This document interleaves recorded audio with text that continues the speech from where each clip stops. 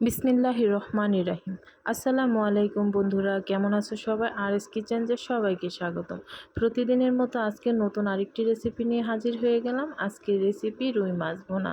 তো আমার মাছ ভুনাটা দেখে কার কার ভালো লেগেছে অবশ্যই কমেন্ট বক্সে জানিয়ে যেও।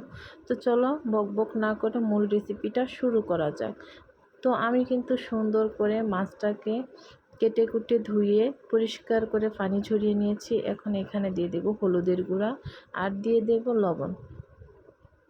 তো দেওয়া হয়ে গেছে। এখন আমি হাতের সাহায্যে মাছের সাথে হলুদ আর লবণটা মিশিয়ে নেব। তো আমার কিন্তু মাছটা রেডি।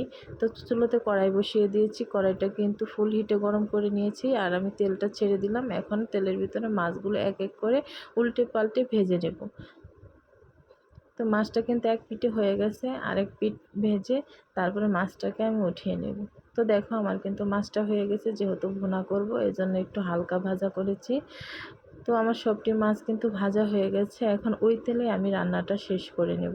তো এখানে আমি 4টা পেঁয়াজ কুচি নিয়েছি। তো পেঁয়াজ কুচিটা আমি তেলের ভিতরে দিয়ে এখন ব্রাউন করে একটু ভেজে নেব। তো এখানে দিয়ে দিলাম আস্ত গোটা জিরে, আর আমি সব তরকারি বাগারে কিন্তু জিরে খাই। আর এখানে দিয়ে দিলাম আমার পেঁয়াজ, রসুন, জিরা, কাঁচামরিচ একসাথে বেটে রেখেছিলাম সেইটা। তারপরে এখানে দিয়ে দিব স্বাদমতো লবণ, মরিচের গুঁড়া, হলুদের গুঁড়া, ধনিয়ার গুঁড়া। তো আমি মশলা সব কিছু একসাথে ভালোভাবে একটু পানি দিয়ে কষিয়ে নেব। তো দেখো আমি অল্প পরিমাণে পানি দিলাম, না হলে মশলাটা পুড়ে যাবে এজন্য। তো দেখো আমার মশলাটা কিন্তু অনেকটা কষানো হয়ে গেছে।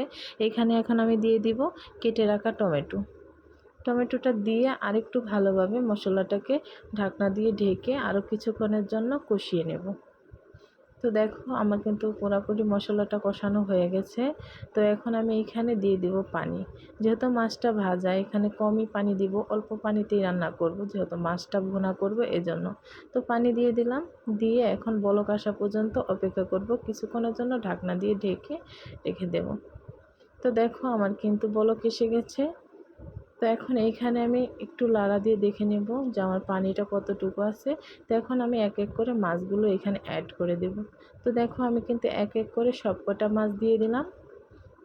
তো মাছটাকে দিয়ে একটু খুরচুনির সাহায্যে মাছটাকে একটু ঝোলের ভিতরে ডুবিয়ে দেব, দিয়ে আরও কিছুক্ষণের জন্য ঢাকনা দিয়ে ঢেকে রান্না করে নেব। তো চলো ঢাকনা খুলে এখন দেখি, ফিরে আসলাম। তারপরে এখানে দিয়ে দেব কয়েকটা কাঁচামরিচ চিড়ে রেখেছিলাম সেটা, এটা ফ্লেভারের জন্য।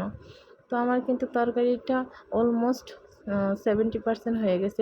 এখানে আমি দিয়ে দিব ধনিয়ার পাতাটা দিয়ে আরও কিছুক্ষণের জন্য রান্না করে নেব ঢাকনা দিয়ে ঢেকে।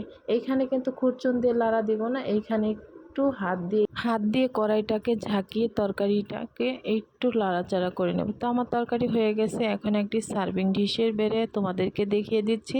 দেখো বন্ধুরা আমার তরকারিটা কতটা সুন্দর আর কতটা লোভনীয় হয়েছে। তবে আমার রান্নার রেসিপিটা যদি তোমাদের ভালো লেগে থাকে অবশ্যই আমার চ্যানেলটি সাবস্ক্রাইব করে একটি লাইক বাটনে ক্লিক করো, আর আমাকে বেশি বেশি করে কমেন্টস করো, যাতে ভালো ভালো ভিডিও আরও তোমাদের সাথে শেয়ার করতে পারি। সবাই ভালো থাকবে, সুস্থ থাকবে। আর এস কিচেনের পক্ষ থেকে সবাইকে আল্লাহ হাফেজ।